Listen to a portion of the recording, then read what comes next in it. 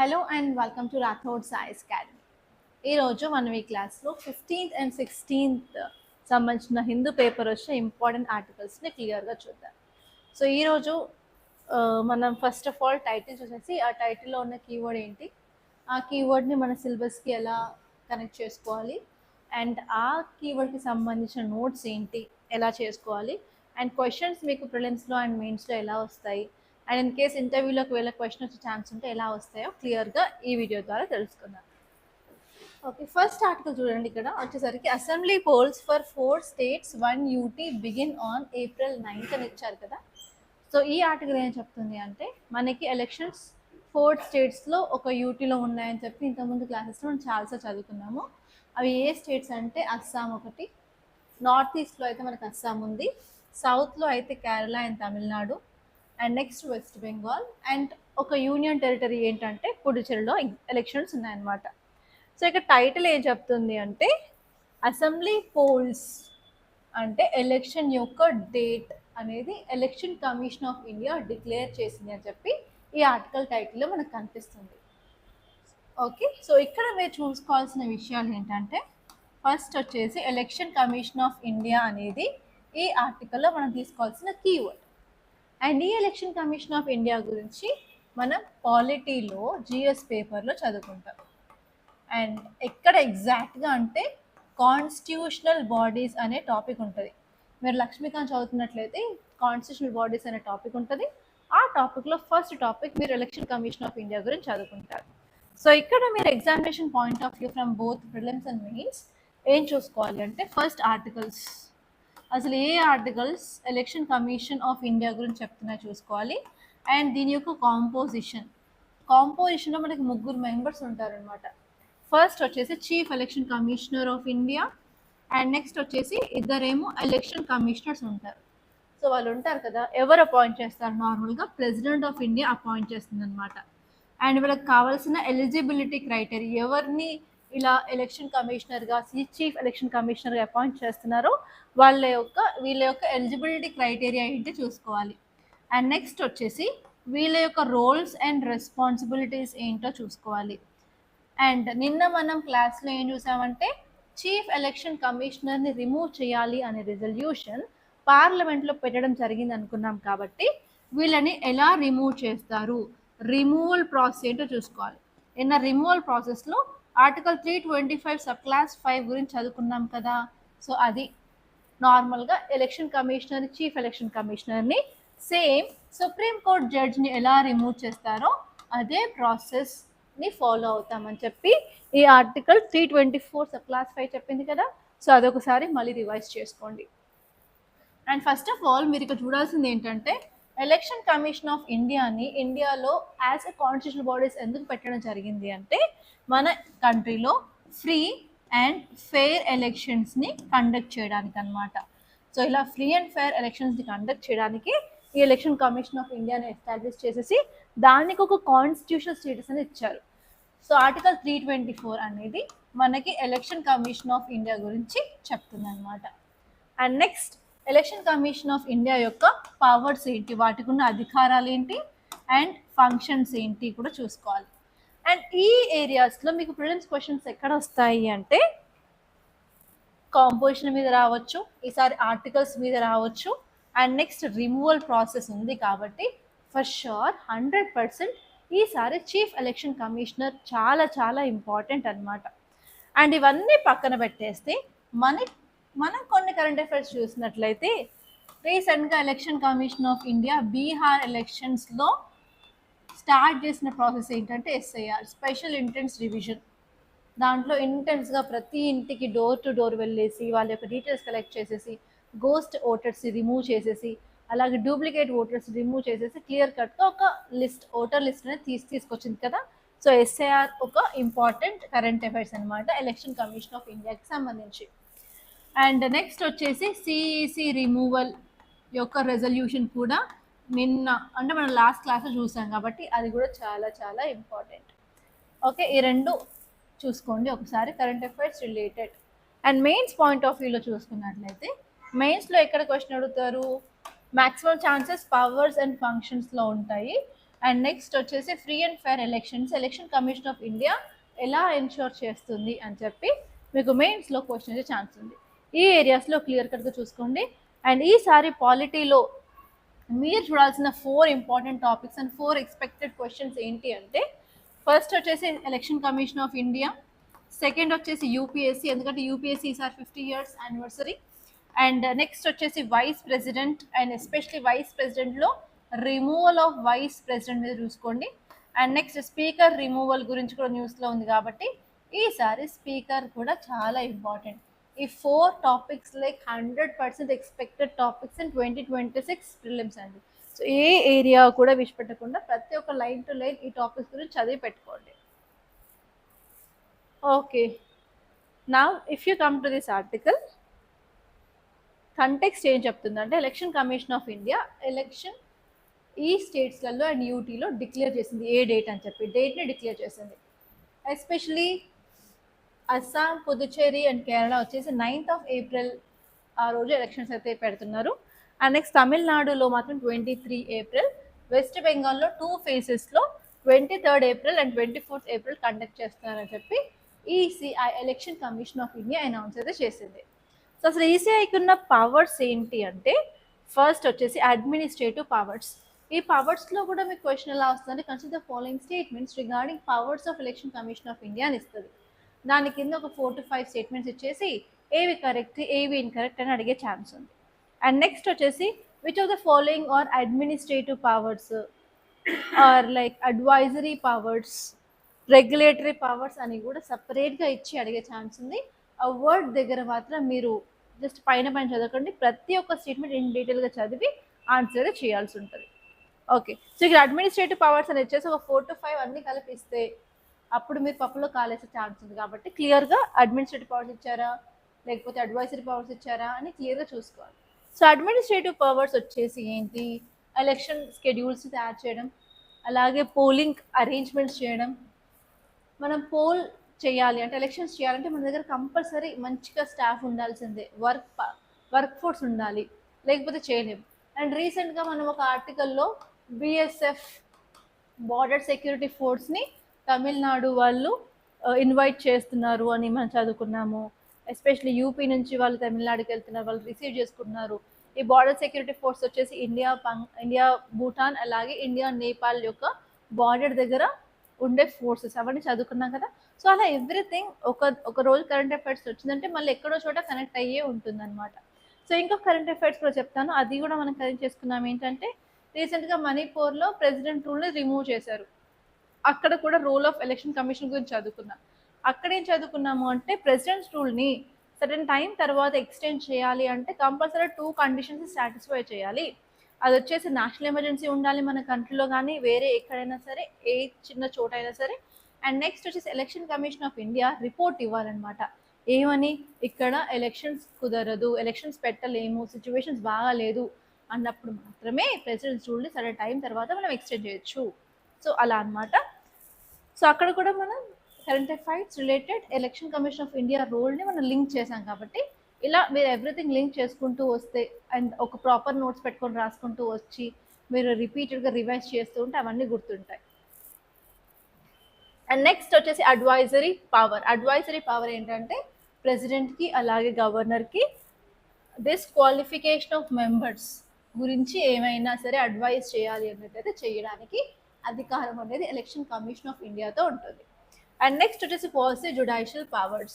అంటే if in case political పార్టీకి allot చేసే పొలిటికల్ పార్టీకి మనకి ఒక సింబల్ అనేది ఉంటుంది కదా.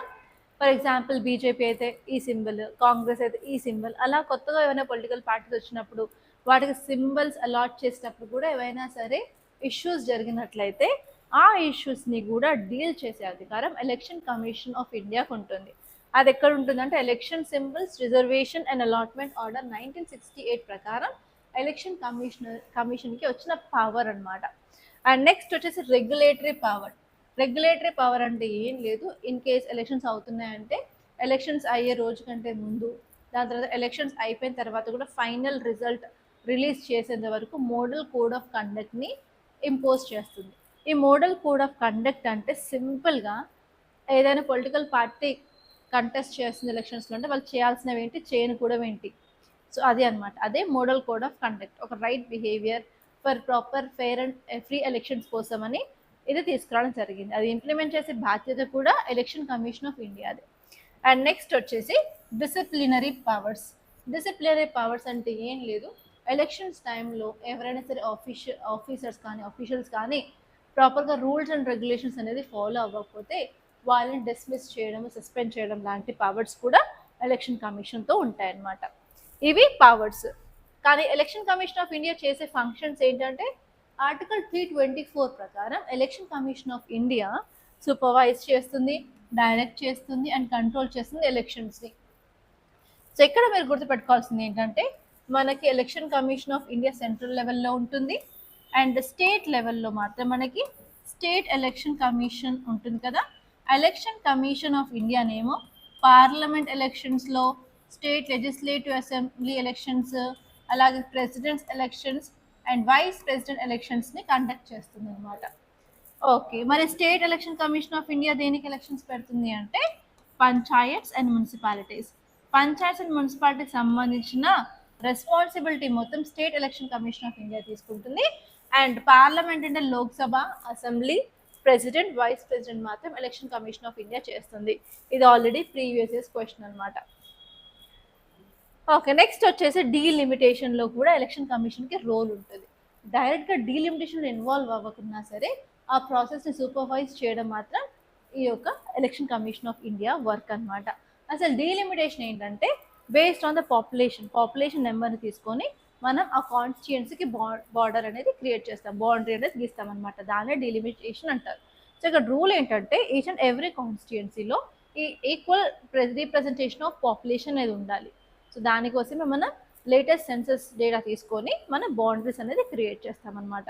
సో ఇప్పుడు 2026 సెన్సస్ తర్వాత మనం మళ్ళీ బౌండరీ అనేది క్రియేట్ చేసేసి ఆ బౌండరీస్ ప్రకారం మనం ఉమెన్ రిజర్వేషన్ అంటే 106 కాన్స్టిట్యూషన్ అమెండ్మెంట్ యాక్ట్ ఉంది కదా, దాని ప్రకారం 33% of reservation for women in Lok Sabha and state legislative assembly కూడా తీసుకురానున్నాం అనమాట. అండ్ నెక్స్ట్ వచ్చేసి ఎలక్టోరల్ రోల్స్. ఎలక్టోరల్ రోల్ అంటే ఏంటి, సింపుల్గా ఓటర్ లిస్ట్, అందులో రివైజ్డ్ ఓటర్ లిస్ట్ అలాగే ప్రిపేర్ చేయడము, అప్డేట్ చేయడము. రీసెంట్గా మనం బీహార్ ఎలక్షన్స్ నుంచి ఎస్ఐఆర్ని ఇంప్లిమెంట్ చేశాము. సో అవన్నిటి బాధ్యత కూడా ఎలక్షన్ కమిషన్ ఆఫ్ ఇండియాదే. అండ్ అంతేకాకుండా పొలిటికల్ పార్టీస్ యొక్క రిజిస్టర్డ్ పొలిటికల్ పార్టీస్ ఉంటాయి మనకి, అన్రిజిస్టర్డ్ పొలిటికల్ పార్టీస్ ఉంటాయి. మళ్ళీ రిజిస్టర్డ్లో కూడా మళ్ళీ డిఫరెంట్ కేటగిరీస్ ఉన్నాయి, రీజనల్ పొలిటికల్ పార్టీస్ అని, స్టేట్ పొలిటికల్ పార్టీస్ అని, నేషనల్ పొలిటికల్ పార్టీస్ అని. సో ప్రతి పొలిటికల్ పార్టీకి ఒక క్రైటీరియా ఉంటుంది. ఫర్ ఎగ్జాంపుల్ ఇప్పుడు ఏమైనా సరే నేషనల్ పొలిటికల్ పార్టీ అని అనుకోండి, వాటి ఏంటంటే మినిమం 4 స్టేట్స్లో అది స్టేట్ పొలిటికల్ పార్టీ అయి ఉండాలి. లేకపోతే పోల్ చేసిన ఎలక్షన్స్లో పోల్ చేసిన ఓట్లలో 6% ఆఫ్ ఓట్స్ అనేది ఆ పొలిటికల్ పార్టీకి రావాలి. అండ్ అంతేకాదు 2% ఆఫ్ సీట్స్ అని అంటారు. సో అలా డిఫరెంట్ క్రైటీరియా అయితే స్టేట్ పొలిటికల్ పార్టీకి ఉంటుంది, అలాగే నేషనల్ పొలిటికల్ పార్టీకి ఉంటుంది. ఒక్కసారి అది క్లియర్గా చూసుకోండి. అండ్ రీసెంట్గా నేషనల్ పొలిటికల్ పార్టీ వచ్చే స్టేటస్ ఏంటంటే ఆమ్ ఆద్మీ పార్టీకి నేషనల్ పొలిటికల్ పార్టీ స్టేటస్ రీసెంట్గా వచ్చిందనమాట. సో అందుకని ఈసారి state political parties and national political parties మీద కూడా క్వశ్చన్ వచ్చే ఛాన్స్ ఉంది. అండ్ నెక్స్ట్ వచ్చేసి ఓటర్ ఎడ్యుకేషన్. సో ఓటర్ యొక్క అవేర్నెస్ని పెంచడానికి ఎలక్షన్ కమిషన్ ఆఫ్ ఇండియా ఒక ప్రోగ్రామ్ తీసుకొచ్చింది. దాని పేరే స్వీప్ ప్రోగ్రామ్ అనమాట. స్వీప్ అంటే systematic voters education electoral participation scheme. ఈ స్కీమ్ ద్వారా అవేర్నెస్ ఇచ్చేసి ఓటర్ టర్న్అవుట్ని ఇంక్రీజ్ చేయాలి అని అనుకుంటుంది election commission of India. And అంతేకాకుండా ప్రతి పొలిటికల్ పార్టీ ఆర్ పర్సన్ ఏం చేస్తారంటే అమౌంట్ని స్పెండ్ చేస్తారు, మనీని స్పెండ్ చేస్తారు ఎలక్షన్స్ టైంలో, ఎస్పెషలీ క్యాంపెయినింగ్ టైంలో. ఆ టైంలో ఎంత అమౌంట్ అయితే స్పెండ్ చేయాలి, ఎమ్మెల్యే అయితే ఎంత, ఎంపీ అయితే ఎంత అని చెప్పి మానిటర్ చేసేది కూడా ఎలక్షన్ కమిషన్ ఆఫ్ ఇండియానే. ఎలక్షన్స్ అయిన తర్వాత ఆర్ బిఫోర్ దట్ వాళ్ళు క్లియర్ కట్ రిపోర్ట్ అనేది కూడా వాళ్ళ ఎక్స్పెండిచర్ బేస్డ్ కూడా ఇవ్వాల్సి ఉంటుందన్నమాట. సో ఇవి rules and responsibilities and powers and functions of election commission of India. And next article చూసుకున్నట్లయితే ఎన్సీ అంటే national conference seeks release of Kashmiri youth booked under UAPA. So మనకి ఇక్కడ కీవర్డ్ ఏంటంటే యూఏపీఏ అంటే అన్లాఫుల్ యాక్టివిటీస్ ప్రివెన్షన్ యాక్ట్ అనమాట. Unlawful activities prevention act. So so first of all మన India గురించి చూసుకున్నట్లయితే మనం డిఫరెంట్ కంట్రీస్తో బార్డర్ అనేది షేర్ చేసుకుంటున్నాం కదా. పాకిస్తాన్ ఉంది, ఇక్కడ ఆఫ్ఘనిస్తాన్ ఉంది, చైనా ఉంది, నేపాల్ ఉంది, భూటాన్ ఉంది, బంగ్లాదేశ్ ఉంది, మయన్మార్ ఉంది. సో ఇలా డిఫరెంట్ కంట్రీస్తో మనం ల్యాండ్ బార్డర్ షేర్ చేసుకుంటున్నాం. అలాగే ఇక్కడ శ్రీలంక ఉంది, మాల్దీవ్స్ ఉంది, మారిషస్ ఉంది. సో వాటితో మనం ఏం చేస్తున్నామంటే వాటర్ బౌండరీ షేర్ చేసుకుంటున్నాం. సో ఎస్పెషలీ ఈ కంట్రీస్లో మనకి 2 కంట్రీస్ నుంచి థ్రెట్స్ ఉన్నాయి, చైనా నుంచి అండ్ పాకిస్తాన్ నుంచి. సో పాకిస్తాన్ ఇష్యూ ఏంటంటే వాళ్ళు జమ్మూ అండ్ కాశ్మీర్ని ఎంటైర్గా క్లెయిమ్ చేస్తున్నారు. ఇక చైనా వచ్చేసి అరుణాచల్ ప్రదేశ్ని ఎంటైర్గా క్లెయిమ్ చేస్తుంది. సో అలా ఏంటంటే ఈ 2 కంట్రీస్ నుంచి మనకి టెర్రరిజం థ్రెట్స్ ఉన్నాయి. అలాగే మనకి చాలాసార్లు అయితే వార్స్ కూడా పాకిస్తాన్తో అండ్ చైనాలో జరిగాయి. For example 1962 India China war జరిగింది, 1965లో ఇండియా పాకిస్తాన్ వార్ జరిగింది, 1999లో కార్గిల్ వార్ జరిగింది. అంతేకాకుండా ఈ పాకిస్తాన్లో ఉన్న టెర్రరిస్టులు ఇండియాలో డిఫరెంట్ చోట్లలో టెర్రరిస్ట్ అటాక్స్ కూడా వాళ్ళు ప్లాన్ చేస్తూ ఉంటారు. సో రీసెంట్గా దిల్షుక్ నగర్ 2018లో దిల్షుక్ నగర్ అండ్ గోకుల్ చాట్ అటాక్స్ జరిగాయి, ఊరి అటాక్, పుల్వామా అటాక్, రీసెంట్గా 2025లో మనకి పహల్గామ్ టెర్రర్ అటాక్ అవన్నీ జరిగాయి కదా. సో అలాంటి ఇష్యూస్ ఇండియాలో వస్తే ఏమవుతుందంటే ఇన్సెక్యూరిటీ అనేది వస్తుంది. ఇన్సెక్యూరిటీ అంటే పీపుల్ సెక్యూర్గా ఫీల్ అవ్వకపోవడం and even proper law and ఆర్డర్ని మనం ఇంప్లిమెంట్ చేయలేమన్నమాట. సో అందుకని ఏంటంటే ఇలాంటి యాక్టివిటీస్ జరగకుండా ఇఫ్ ఇన్ కేస్ ఒక పర్సన్ మీద మనకు డౌట్ వచ్చింది, ఇతను బాంబ్ బ్లాస్ట్ ప్లాన్ చేస్తున్నాడు, లేకపోతే ఇతనికి కొన్ని కనెక్షన్స్ పాకిస్తాన్ టెర్రరిస్ట్ ఆర్గనైజేషన్స్ ఉన్నాయి అని చెప్పి డౌట్ వచ్చినప్పుడు ఏంటంటే ఆ పీపుల్ని అరెస్ట్ చేస్తూ ఉంటారనమాట. దాన్నే ప్రివెంటివ్ డిటెన్షన్ అంటారు. అంటే ఏ హాని జరగకుండానే ముందే గవర్నమెంట్ కొంత ప్రికాషనరీ మెథడ్గా పీపుల్ని అరెస్ట్ చేస్తే దాన్ని ప్రివెంటివ్ డిటెన్షన్ అంటారు. అండ్ అంతేకాకుండా ఇలాంటి ఇన్సెక్యూరిటీ రిలేటెడ్ యాక్టివిటీస్ జరగకుండా ఉండడానికి మన కంట్రీలో 1967లో ఒక యాక్ట్ తీసుకొచ్చారనమాట. అదే ఇది unlawful activities prevention act. So ఇప్పుడు న్యూస్లో ఎందుకుందంటే మనకు తెలుసు వెస్ట్ ఏషియాలో ఇన్స్టెబిలిటీ జరిగింది అని చెప్పి. వెస్ట్ ఏషియాలో ఇన్స్టెబిలిటీ ఎందుకుంది? ఇరాన్ అండ్ ఇజ్రాయెల్ కలిసి ఇరాన్ యుఎస్ ఇజ్రాయెల్ ఇష్యూ అయితే ఉంది కదా. సో ఏమైంది, ఆపరేషన్ ఎపిక్ ఫ్యూరీ అని చెప్పి ఈ యొక్క యుఎస్ ఇజ్రాయెల్ కలిపి ఇరాన్ మీద అటాక్ చేశారు. ఇరాన్ మీద అటాక్ చేసినప్పుడు ఇరాన్లో సుప్రీం లీడర్ ఖమేనీ ఉన్నారు కదా, అతను చనిపోవడం జరిగింది. ఇరాన్లోని సుప్రీం లీడర్ ఖమేనీ చనిపోయిన తర్వాత ఇది ఇస్లామిక్ కంట్రీస్ కదా. సో జమ్మూ అండ్ కాశ్మీర్లో కూడా ఇస్లామిక్ పాపులేషన్ బాగానే ఉంటుంది. సో అక్కడ ఉన్న ఇస్లామిక్ యూత్ ఎవరైతే ఉన్నారో ఇలా లీడర్ చనిపోవడం వల్ల వీళ్ళు ప్రొటెస్ట్లు అనేది చేశారనమాట. ప్రొటెస్ట్లు ర్యాలీలు చేస్తున్నారు. సో ఇలా ఏంటంటే ఇలా ప్రొటెస్ట్లు ర్యాలీలు చేస్తే ఇండియాలో ఇన్సెక్యూరిటీ ప్రాబ్లం క్రియేట్ అవుతుంది. కాబట్టి ఎప్పుడు మన గవర్నమెంట్ ఏం చేసిందంటే అన్లాఫుల్ యాక్టివిటీస్ ప్రివెన్షన్ యాక్ట్ని యూజ్ చేసుకొని ఇక్కడ ప్రొటెస్టర్స్ ఎవరైతే ఉన్నారో వాళ్ళని అరెస్ట్ చేశారనమాట. సో అది ఇప్పుడు ఇష్యూ. సో వాళ్ళని అరెస్ట్ చేయడానికి మేజర్ రీజన్ ఏంటంటే ఇక్కడ యూఏపీఏని ఇన్వోక్ చేసి వాళ్ళని అరెస్ట్ చేశారు. సో అందుకే ఇప్పుడు నేషనల్ కాన్ఫరెన్స్ ఏం చెప్తుందంటే వాళ్ళని రిలీజ్ చేయండి అని చెప్తుంది అనమాట. అందుకే ఇది న్యూస్లో ఉంది. సో మీకు ప్రిలిమ్స్లో క్వశ్చన్ ఎలా వస్తుంది అంటే consider the following statements regarding UAPA అని చెప్పి స్టేట్మెంట్స్ ఇచ్చేసి ఏవి కరెక్ట్ ఏవి ఇన్కరెక్ట్ అని అడిగే ఛాన్స్ ఉందన్నమాట. సో ఆ పాయింట్ ఆఫ్ వ్యూలో నేను ఈ క్వశ్చన్ని తీసుకున్నాను అనమాట. అండ్ ఈ యూఏపీఏని చాలాసార్లు అమెండ్ చేశారు, 2019లో కూడా అమెండ్ చేశారు. సో ఇప్పుడు మనం ఏదైనా పర్సన్ని టెర్రరిస్ట్గా కూడా డిక్లేర్ చేయొచ్చు, అలాగే ఒక ఆర్గనైజేషన్ టెర్రరిస్ట్ ఆర్గనైజేషన్గా కూడా మనం డిక్లేర్ చేసే అధికారం రీసెంట్ అమెండ్మెంట్ ద్వారా గవర్నమెంట్ ఆఫ్ ఇండియాకి వచ్చిందనమాట. అండ్ ఈ topics internal security GS paper 3లో చాలా ఇంపార్టెంట్. సో ఇప్పుడు మనం కొన్ని ఫ్యాక్ట్స్ యూఏపీఏ గురించి చూసుకున్నట్లయితే యూఏపీఏ ఫుల్ ఫామ్ ఏంటంటే అన్లాఫుల్ యాక్టివిటీస్ ప్రివెన్షన్ యాక్ట్. దీన్ని మన కంట్రీలో 1967లో ఎనాక్ట్ చేయడం జరిగింది.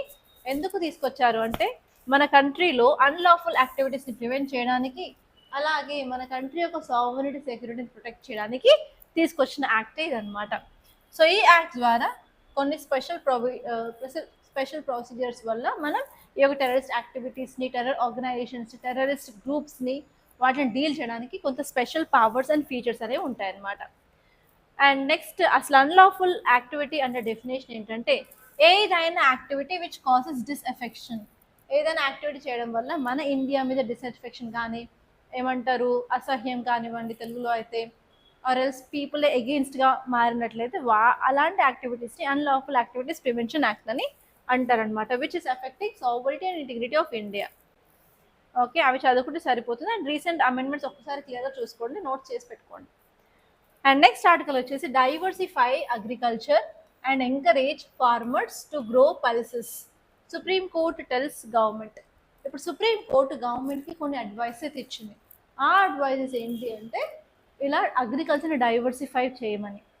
అసలు అగ్రికల్చర్ డైవర్సిఫై ఎందుకు చేయమంటుందో కొంత బ్యాక్గ్రౌండ్ అయితే మీకు తెలిసి ఉండాలి. అండ్ దానివల్ల ఇంపాక్ట్ ఏంటో కూడా మీరు చూడాలన్నమాట. సో ఇప్పుడు మీరు అగ్రికల్చర్ చూసినట్లయితే ఇండియాలో it is one of the primary economic activity అని చెప్పచ్చు. ఎందుకంటే around 50% of our population depended on agriculture అనమాట. సో ఇప్పుడు అగ్రికల్చర్లో ఉన్న మేజర్ ప్రాబ్లమ్స్ ఏంటి ఇండియాలో అంటే చాలా వరకు మనం గ్రో చేసేవి స్టేపుల్ క్రాప్స్ మాత్రమే. For example paddy. ఇండియాలో సౌత్లో తినే మేజర్ ఫుడ్ ఏంటంటే రైస్ తింటారు. అలాగే పైన నార్త్ ఇండియాకి వెళ్తే వీట్.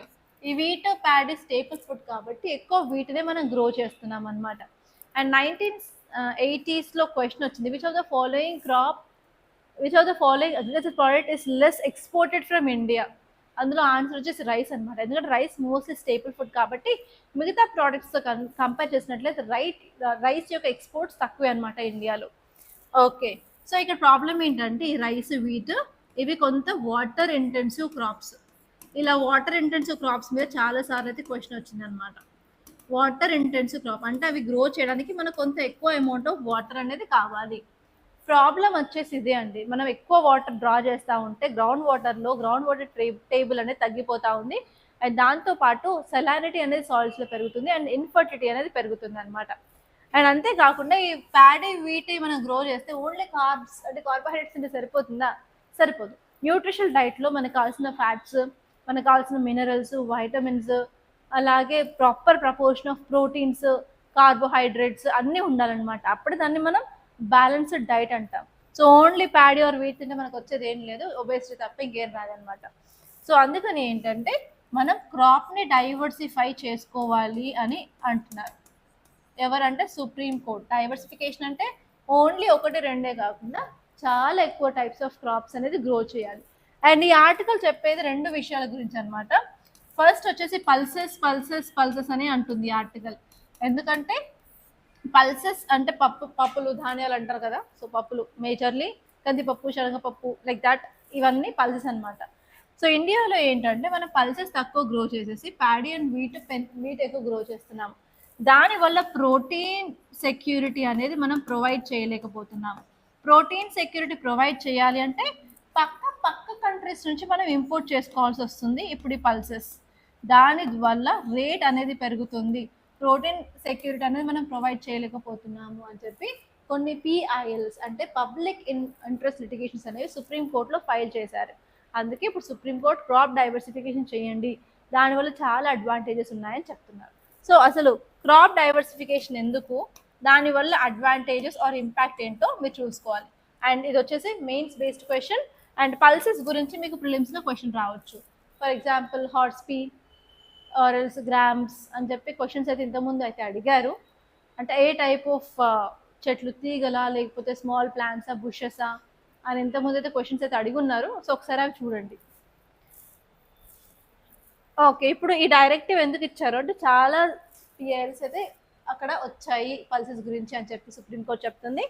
అండ్ నెక్స్ట్ వచ్చేసి పల్సెస్ యొక్క ప్రొడక్షన్ ఇండియాలో చాలా తగ్గింది. ఇంతకుముందు అరౌండ్ 273 lakh tons గ్రో ఉండేది, ఇప్పుడు 242 వరకు అయింది. అండ్ అంతేకాకుండా డొమెస్టిక్ పల్సెస్ ప్రైస్ కూడా చాలా పెరిగిపోయింది. అండ్ చాలా వరకు మనం గ్రీన్ రెవల్యూషన్ మీద అతి ఎక్కువగా ఓవర్ రిలయన్స్ అనేది చేయడం వల్ల సాయిల్ డిగ్రేడేషన్, అలాగే గ్రౌండ్ వాటర్ డిప్లీషన్ కూడా జరిగింది అని అంటున్నారు. అండ్ ఇప్పుడు మనం ఎందుకు ఎంకరేజ్ చేయాలి అంటే ఫస్ట్ వచ్చేసి pulses require less water than compared of paddy and wheat. దానివల్ల మనం ఉన్న వాటర్ని ఎఫిషియెంట్గా మనం యూజ్ చేసుకోవచ్చు. That is the first important point. And next వచ్చేసి నైట్రోజన్ ఫిక్సింగ్ లెగ్యూమ్స్. అంటే మనకి ఎన్వైర్న్మెంట్ అండ్ ఈకాలజీలో మీరు చదువుకునే ఉంటారు. నైట్రోజన్ సైకిల్లో nitrogen fixation is very important. ఎందుకు nitrogen fixation is very important అంటే మనకి ఏదైనా ప్లాంట్ గ్రో అవ్వాలి అంటే కావాల్సిన కాంపౌండ్స్ ఏంటంటే నైట్రోజన్, పొటాషియం అండ్ కాల్షియం అనమాట. సో ఈ నైట్రోజన్ ఫిక్సింగ్ బ్యాక్టీరియా ఉండడం వల్ల అట్మాస్ఫియర్లో ఉన్న అమోనియాని నైట్రేట్స్గా కన్వర్ట్ చేసి మన సాయిల్లో నైట్రోజన్ కంటెంట్ని పెంచుతుంది అనమాట. సో ఎప్పుడు ఒకటే రకమైన క్రాప్ని మనం ఊరికే ఒక ల్యాండ్ తీసుకొని ఒక 10 ఇయర్స్ నుంచి ఓన్లీ రైసే వేసుకుంటూ వెళ్ళిపోతే ఏంటంటే సాయిల్ ఇన్ఫర్టిలిటీ వస్తుంది. సో అందుకే మధ్య మధ్యలో మనం ఇలాంటి పల్సెస్ని గ్రో చేసినట్లయితే మనం ఆ సాయిల్ని మళ్ళీ రీగెయిన్ అనేది చేయొచ్చు, దాని యొక్క న్యూట్రిషన్ని రీగెయిన్ అనేది చేయొచ్చు అనమాట, సాయిల్ యొక్క హెల్త్ని ఇంప్రూవ్ చేయొచ్చు అని చెప్తున్నారు. అండ్ అంతేకాకుండా మనం ఇండియాలో క్రాప్స్ అనేది ప్రొడ్యూస్ చేసినట్లయితే, అంటే పల్సెస్ యొక్క ప్రొడక్షన్ చేసినట్లయితే పక్క కంట్రీస్ నుంచి తెచ్చుకోవడం తగ్గుతుంది, దానివల్ల ఇంపోర్ట్ బిల్ అనేది తగ్గుతుంది అండ్ ఫారెన్ కరెన్సీని మనం సేవ్ చేసుకోవచ్చు అనమాట. అండ్ నెక్స్ట్ వచ్చేసి మనం న్యూట్రిషన్ సెక్యూరిటీని ఇంప్రూవ్ చేయొచ్చు. సో ఈ పాయింట్స్ వల్ల మన సుప్రీం కోర్ట్ అనేది ఈ డైరెక్టివ్ అనేది ఇచ్చిందనమాట. ఓకే, నెక్స్ట్ ఆర్టికల్ చూసుకున్నట్లయితే veena exponent Jayanthi Kumaresh to receive Sangita Kalanidhi award at music academy's 100th conference. So ఇప్పుడు మ్యూజిక్ అకాడమీ 100th కాన్ఫరెన్స్లో ఇప్పుడు వీణాకు సంబంధించిన వాళ్ళకి అవార్డ్ అనేది ఇస్తుంది. అవార్డ్ పేరు ఏంటంటే సంగీత కళానిధి అవార్డ్ అనమాట. సో లాస్ట్ 2022 నుంచి చూసుకున్నట్లయితే అసలు ఏం జరుగుతుంది అంటే యూపీఎస్సీలో క్వశ్చన్స్ అవార్డ్స్ మీద, అలాగే క్రికెట్ మీద, హాకీ మీద కూడా అడగడం జరుగుతుంది. సో డైవర్సిఫికేషన్ ఆఫ్ క్వశ్చన్స్ అనేవి యూపీఎస్సీలో కూడా చూస్తున్నాము. ఇంతకుముందు 2022 కంటే ముందు అసలు క్వశ్చన్స్ అయితే అడగలేదు. దాని తర్వాత ఇప్పుడు చాలాసార్లు ఈ భారత్ రత్న గురించి కూడా క్వశ్చన్ అడిగింది అనమాట. సో అందుకని మీరు చూసుకోవాలి. సో ఇక్కడ మీరు ఈ ఆర్టికల్ ఎందుకు ఇంపార్టెంట్ ఈసారి అంటే, ఈసారి 100th కాన్ఫరెన్స్ యూపీఎస్లో 50, 100, 775, 150 వాటి మీద క్వశ్చన్స్ అయితే వస్తాయన్నమాట. ఒకసారి చూసుకోండి. అండ్ ఇక్కడ మీరు చూసుకున్నట్లయితే సంగీత కళానిధి అవార్డ్ ఎవరు ప్రజెంట్ చేస్తారు అంటే the music academy of Madras provide చేస్తారనమాట. ఇది కర్ణాటిక్ మ్యూజిక్ రిలేటెడ్ థింగ్ అనమాట.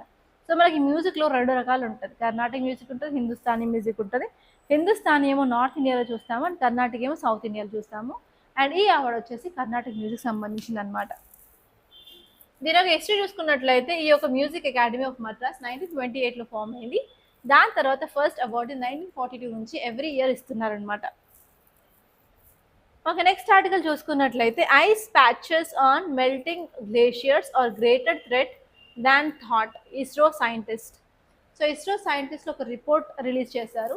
ఆ రిపోర్ట్లో ఏంటంటే క్లైమేట్ చేంజ్ చాలా ఫాస్ట్గా అనుకున్న దానికంటే వేగవంతంగా జరుగుతుంది, దానివల్ల మెల్టింగ్ ఆఫ్ గ్లేషియర్స్ చాలా ఎక్కువగా ఉంది, ఇదొక పెద్ద థ్రెట్ అని చెప్పడం జరిగిందనమాట. ఈ స్టడీ గురించి చూసుకున్నట్లయితే ISRO published NPJ natural hazards అనమాట. ఇందులో ఏంటంటే flash floods have the destroyed Dharali village in Uttarakhand, దానివల్ల అరౌండ్ 6 people వరకు చనిపోవడం జరిగింది. దానివల్ల ఇప్పుడు మనం గ్లేషియర్స్ని మానిటర్ చేయాలి, ఎస్పెషల్లీ శాటిలైట్ ఇమేజెస్ని యూజ్ చేసి అని చెప్పి ఇక్కడ చెప్పడం జరిగిందనమాట. సో అసలు ఈ ఆర్టికల్ క్లియర్గా అసలు ఏం చెప్తుంది అంటే, మనకి గ్లేషియర్స్ ఇలా ఉంటాయి కదా, గ్లేషియర్స్ అంటే మంచు కొండలు కదా, దాని మీద మొత్తం మనకి ఐస్తో కవర్ అయి ఉంటాయి అన్నమాట. సో ఏమవుతుంది అంటే మనకి మెల్టింగ్ ఆఫ్ గ్లేషియర్స్ అనేది అవుతుంది. అండ్ అంతేకాకుండా వెహికులర్ ఎమిషన్స్ అవుతూ ఉండడం, అండ్ ఈవెన్ మనకి ఇండస్ట్రీస్ నుంచి చాలా సూత్ వస్తుంది, వెహికులర్ ఎమిషన్స్ నుంచి కూడా బ్లాక్ కార్బన్స్ అనేది వస్తున్నాయి. సో ఈ బ్లాక్ కార్బన్ అంతా ఏమవుతుందంటే గ్లేషియర్స్ మీద అవి సెటిల్ అయిపోతున్నాయి అనమాట. అలా వైట్గా ఉన్న సర్ఫేసెస్ కూడా మనకి బ్లాక్ సర్ఫేసెస్ లాగా ఈ యొక్క బ్లాక్ కార్బన్ అనేది వచ్చి అటాచ్ అవ్వడం వల్ల ఏమవుతుంది అంటే అల్బిడో పవర్ అనేది తగ్గుతుంది. అల్బిడో అంటే ఏం లేదంటే రిఫ్లెక్టివ్ పవర్ అనమాట. ఇప్పుడు మనకి సన్ నుంచి ఇన్సోలేషన్ ఎలా వస్తుందో దాన్ని వైట్ సర్ఫేసెస్ రిఫ్లెక్ట్ చేస్తాయన్నమాట, దాన్నే అల్బిడో అంటారు. సో అల్బిడో ఒకటి తగ్గిపోతుంది. అండ్ అల్బిడో తగ్గడమే కాదు ఈవెన్ బ్లాక్ సర్ఫేస్ అనేవి ఎక్కువ అమౌంట్ ఆఫ్ హీట్ని అబ్జార్బ్ చేస్తాయి. ఈ బ్లాక్ కార్బన్ ఎక్కువ అమౌంట్ ఆఫ్ హీట్ని అబ్జార్బ్ చేయడం వల్ల ఇక్కడ ఉన్న ఐస్ అనేది చాలా ఫాస్ట్గా మెల్ట్ అవుతుంది అనమాట. మెల్ట్ అవ్వడం వల్ల ఏమవుతుంది, ఈ ఐస్ కాస్త లిక్విడ్ లాగా మారిపోతుంది, వాటర్ లాగా మారిపోయి ఈ యొక్క కొండల మీద ఎక్కడైనా సరే డిప్రెషన్స్ ఇలా ఉంటే ఆ డిప్రెషన్స్లో వాటర్ అనేది ఇలా ఫిల్ అయిపోయి అవి గ్లేషియల్ లేక్స్ లాగా ఫామ్ అవుతాయి అన్నమాట. గ్లేషియల్ లేక్స్ లాగా ఫామ్ అయిన తర్వాత ఇన్ కేస్ ఎక్కువ మెల్టింగ్ అవుతూ ఉంటే ఎక్కువ వాటర్ వచ్చి చేరుతూ ఉంటాయి కదా, సో అవి బ్రేక్ అయిపోయి అప్పుడు గ్లేషియర్ లేక్ అవుట్బస్ట్ ఫ్లడ్ అని జరుగుతుంది. సేమ్ ఇలాగే చాలా ఇన్సిడెంట్స్లో ఉత్తరాఖండ్లో అండ్ హిమాలయన్ స్టేట్స్లో ఈ యొక్క ప్రాబ్లం అయితే ఉందన్నమాట. అండ్ దానివల్ల అక్కడ ఉన్న హైడ్రో ఎలక్ట్రిసిటీ పవర్ ప్రాజెక్ట్స్ కానివ్వండి అండ్ పీపుల్ యొక్క లాస్ ఆఫ్ లైఫ్ ప్రాపర్టీ కూడా అయ్యే ఛాన్స్ ఉన్నాయని చెప్పి ఈ ఆర్టికల్ చెప్తుంది. సో ఇక్కడ మీరు థింక్ చేయాల్సింది ఏంటంటే what are the measures can be taken to control this. Okay, next article చూసుకున్నట్లయితే oil prices reflect geo political risk not to supply. So ఈ ఆర్టికల్ అర్థం చేసుకోవాలి అంటే ఫస్ట్ ఆఫ్ ఆల్ మనకి ఆయిల్ ప్రైస్ గురించి చూసుకోవాలి. ఆయిల్ ప్రైజెస్ అంటే crude oil prices international మార్కెట్స్లో విపరీతంగా పెరిగాయి అన్నమాట. విపరీతంగా పెరగడానికి కారణం ఏంటంటే సప్లై మాత్రమే కాదు, ఓన్లీ సప్లై మాత్రమే కాదు, ఈవెన్ జియో పొలిటికల్ ఇష్యూస్ ఉన్నాయని చెప్పి ఈ ఆర్టికల్ చెప్తుంది. సో ఇప్పుడు ప్రెసెంట్ చూసుకున్నట్లయితే supply of oil in the market అనేది తగ్గిపోవడం జరిగింది. ఎందుకు తగ్గిపోయింది? మనకి వెస్ట్ ఏషియాలో ఇష్యూస్ ఉన్నాయి కదా, ఆ west Asian countries major oil producing countries in the world అనమాట. సో వీళ్ళు ఏం చేశారంటే బాంబుల దాడి వల్ల అక్కడ ప్రొడక్షన్ అనేది తగ్గించారు. అండ్ ఎస్పెషల్లీ సౌదీ అరేబియాలో ఉన్న కొన్ని మేజర్ సైట్స్ మీద కూడా బాంబుల దాడులు అయితే అయ్యాయన్నమాట. వాటి వల్ల సప్లై ఆఫ్ ఆయిల్ తగ్గడం వల్ల ఏమైంది? సప్లై డిమాండ్ మిస్ మ్యాచ్ అయింది. సప్లై డిమాండ్ మిస్ మ్యాచ్ ఎప్పుడైతే జరుగుతుందో ఫర్ షూర్ అప్పుడు మనకి ఆయిల్ ప్రైస్ అనేది పెరుగుతుంది అనమాట. ద సేమ్ థింగ్ హ్యాపెన్ నా. సో ఇక్కడ మీరు జియో పొలిటికల్ ఇష్యూస్ ఏంటో క్లియర్గా చూసుకోవాలి, అది ఈ ఆర్టికల్లో ఇచ్చారనమాట. సో ఇక్కడ చూసుకున్నట్లయితే ఆర్మడ్ కాన్ఫ్లిక్ట్స్, వార్స్ అనేవి చాలా చోట్ల జరుగుతున్నాయి. For example state based wars, proxy battles, escalations, tariffs, sanctions అవన్నీ ఉన్నాయి. అండ్ నెక్స్ట్ వచ్చేసి కొన్ని key routes like strait of హార్మూస్ని క్లోజ్ చేశారని అనుకున్నాం. అక్కడ ఇరాన్ సీ మైన్స్ కూడా పెట్టేసి షిప్లని బాంబులతో అటాక్ చేస్తుందని చూసాము. అండ్ అంతేకాకుండా political instability especially Venezuela issue తీసుకోవచ్చు. అలాగే great power competition US China మధ్య జరుగుతుంది, రైవల్రీస్. అండ్ అంతేకాకుండా సైబర్ అటాక్స్, మిస్ఇన్ఫర్మేషన్, ఎకనామిక్ కోఆర్షన్స్ వల్ల కూడా మనకి ఇలా ఆయిల్ ప్రైసెస్ మీద ఇంపాక్ట్ అయితే ఉంటుంది అని చెప్పారు. అండ్ జియో పొలిటికల్ థింగ్స్ చూసుకున్నట్లయితే మిడిల్ ఈస్ట్ ఏరియాలో వార్స్ అండ్ యూఎస్ యొక్క political revolution and Russia Ukraine conflict కూడా ఒక రీజన్ అంటున్నారు. And geo economic fragmentation like tariffs, critical minerals యొక్క రెస్ట్రిక్షన్స్ అండ్ ఈవెన్ వెనిజులాలో crisis and border trends. So ఇవన్నీ కూడా ఇంపార్టెంట్ అని చెప్పారు. అండ్ నెక్స్ట్ ఆర్టికల్ చూసుకున్నట్లయితే on the right to die with dignity. ఈ ఆర్టికల్ గురించి ఆల్రెడీ మనం బ్రీఫ్ బ్యాక్గ్రౌండ్ ఇంతకుముందు ఆల్రెడీ మనం చూసుకున్నాం. ఈవెన్ జనవరిలో కూడా ఈ ఆర్టికల్ వచ్చింది, జనవరి 2026లో కూడా ఈ ఆర్టికల్ వచ్చింది. ఇప్పుడు మనం ఉన్నది మార్చ్లో. సో జనవరిలో చదువుకున్న ఆర్టికల్కి అప్డేట్ సుప్రీం కోర్ట్ జడ్జ్మెంట్ నేను లాస్ట్ సాటర్డే రోజు ఇచ్చిందనమాట. సో అందుకని ఇప్పుడు ఇది న్యూస్లో ఉంది. సో మనం ఏం చదువుకున్నాము, ఒక 32 years అతని పేరు హరీష్ రాణా. అతను ఒక యాక్సిడెంట్కి గురైపోయి వెజిటేటివ్ స్టేట్లోకి వెళ్ళిపోయి అసలు ఏమి కాలు కల్పించడం లేదు. అండ్ మనిషి మొత్తం వెజిటేటివ్ స్టేట్లో ఉన్నాడు, మాట లేదు, ఉలుకు లేదు, పలుకు లేదు. వాళ్ళ పేరెంట్స్ ఏం చేస్తారంటే స్టమక్ బొడ్డు దగ్గర ఒక పైప్ వేసేసి డైరెక్ట్గా ఫుడ్ని లిక్విడ్ లాగా చేసి అంటే మిక్సీ పట్టేసి జ్యూస్ లాగా చేసేసి డైరెక్ట్గా ఇంజెక్షన్స్ ద్వారా ఇచ్చేస్తున్నారు అనమాట బొడ్డుకే. సో అలా ఏంటంటే పేరెంట్స్ ఎంతగానో చూసుకుంటారు. సో 13 years నుంచి అలాగే ఉన్నారు. అసలు ఎంత ట్రీట్మెంట్ చేసినా, ఎంత ఖర్చు పెట్టినా కూడా అసలు ఎలాంటి చేంజ్ అనేది తన హెల్త్లో లేదనమాట. సో వాళ్ళు ఏంటంటే వాళ్ళ అబ్బాయి ఇలా ఉండడం కూడా లైక్ ఎంతో సఫర్ అవుతున్నాడు, ఆ సఫర్ నుంచి తనకు ఒక విముక్తి కల్పించాలని చెప్పి వాళ్ళ పేరెంట్స్ సుప్రీంకోర్టుని ఆశ్రయించారు. సుప్రీంకోర్టు ఏం చెప్పిందంటే ఎస్ ప్యాసివ్ యూథనేషియా చేసేసేయని అని చెప్పింది. ఆ టైంలో ఓన్లీ లైఫ్ సపోర్ట్ని మాత్రమే తీయమని చెప్పారు తప్ప ఇలా ఫుడ్ గురించి ఎక్కడా రాయలేదన్నమాట. మళ్ళీ వాళ్ళు ఇంకొకసారి సుప్రీంకోర్టుని అప్రోచ్ అయిన తర్వాత ఎస్ ఇప్పుడు ఫుడ్ న్యూట్రిషన్ని కూడా ఆపేయమని చెప్పారు. దానివల్ల వచ్చిన న్యాచురల్ డెత్ వల్ల తనకి విముక్తి కలుగుతుందని చెప్పి సుప్రీంకోర్టు తీర్పు ఇవ్వడం జరిగింది. అందుకే ఈసారి యూథనేషియా చాలా చాలా ఇంపార్టెంట్ అనమాట. సో ఇదంతా మనం ఇంతకుముందు క్లాస్లో చూసాం కాబట్టి ఓన్లీ ఇప్పుడు మనం ఈ క్లాస్లో కొన్ని సుప్రీంకోర్టు జడ్జ్మెంట్స్ యూథనేషియా గురించి ఇండియాలో ఏం చెప్పాయో చూసుకుంటే సరిపోతుంది. ఓకే, సో యూథనేషియా అంటే ఎస్పెషల్లీ ప్యాసివ్ యూథనేషియా గురించి recommendations law commission of India కూడా ఇచ్చిందనమాట. ఏంటంటే అక్కడ విత్డ్రావల్ ఆఫ్ ట్రీట్మెంట్, టర్మినల్లీ ఎవరైతే ఇల్ పేషెంట్స్ ఉన్నారో అసలు ఇంకా లాస్ట్ స్టేజెస్ ఇంకా ఏం చేసినా కూడా మార్పు అనేది రావట్లేదు అన్నప్పుడు ఆ పేషెంట్స్కి ప్యాసివ్ యుథనేషియా ఇవ్వచ్చు అని చెప్పిందనమాట. అండ్ నెక్స్ట్ వచ్చేసి అరుణా షాన్బాగ్ కేసులో ఫస్ట్ టైం ప్యాసివ్ యుథనేషియాకి ఇండియాలో పర్మిషన్ ఇచ్చింది. ఈ యొక్క అరుణా షాన్బాగ్ ఎవరు అంటే నర్స్ అనమాట. ముంబైలో పనిచేసేది జస్టిన్ హాస్పిటల్లో. తనకి ఇంకా నెక్స్ట్ డే మ్యారేజ్ ఉందనమాట. కానీ ముందు రోజే తను రేప్ అండ్ రేప్ గురవుతుందనమాట. తను ఇంకా ఆ రేప్ ఎంత దారుణంగా జరిగిందంటే తను కంప్లీట్గా వెజిటేటివ్ స్టేట్లోకి వెళ్ళిపోయింది. దాని తర్వాత కోర్ట్ అనేది ప్యాసివ్ యుథనేషియాకి పర్మిషన్ అనేది అరుణా షాన్బాగ్ కేసులో ఇచ్చిందనమాట. అండ్ నెక్స్ట్ వచ్చేసి common cause versus union of ఇండియాలో సుప్రీం కోర్ట్ అడ్వాన్స్ మెడికల్ డైరెక్టివ్స్ని అంటే లివింగ్ విల్స్ గురించి కూడా మాట్లాడింది. వాళ్ళు బతుకున్నప్పుడు ఏమైనా వీలునామా రాసినట్లయితే ఆ లివింగ్ విల్స్ ప్రకారం ప్యాసివ్ యుథనేషియా వెళ్ళొచ్చు అని చెప్పింది. అండ్ నెక్స్ట్ వచ్చేసి లైఫ్ సపోర్ట్ని తీయాలని చెప్పింది. అండ్ వెరీ ఇంపార్టెంట్ థింగ్ ఏంటంటే మెడికల్ బోర్డ్స్ని కంపల్సరీ పెట్టాల్సింది. వాళ్ళు ఇచ్చిన రికమెండేషన్స్ బట్టే మనం ప్యాసివ్ యుథనేషియా తీసుకోవచ్చా లేదా అని అని డిసైడ్ చేయాలని చెప్పింది. ఎందుకంటే ఈ ప్యాసివ్ యుథనేషియా దుర్వినియోగం చేసే అవకాశం కూడా చాలా ఉంది కాబట్టి. ఓకే, సో ఇదండి ఈ 2 జడ్జ్మెంట్స్ గుర్తుపెట్టుకుంటే సరిపోతుంది అనమాట. కామన్ కాజ్ ఒకటి, అరుణా షాన్బాగ్ కేసు ఒకటి. అండ్ ఇక్కడ ప్రిలిమ్స్ క్వశ్చన్స్ నేను 2 తీసుకొచ్చాను. ఆల్రెడీ నేను ఇంతకుముందే ఈ వీడియో స్టార్ట్ చేసే రికార్డింగ్ ముందే నేను యూట్యూబ్ కమ్యూనిటీలో క్వశ్చన్స్ అయితే పోస్ట్ చేశాను. ఆ 2 క్వశ్చన్స్ అయితే ట్రై చేయండి.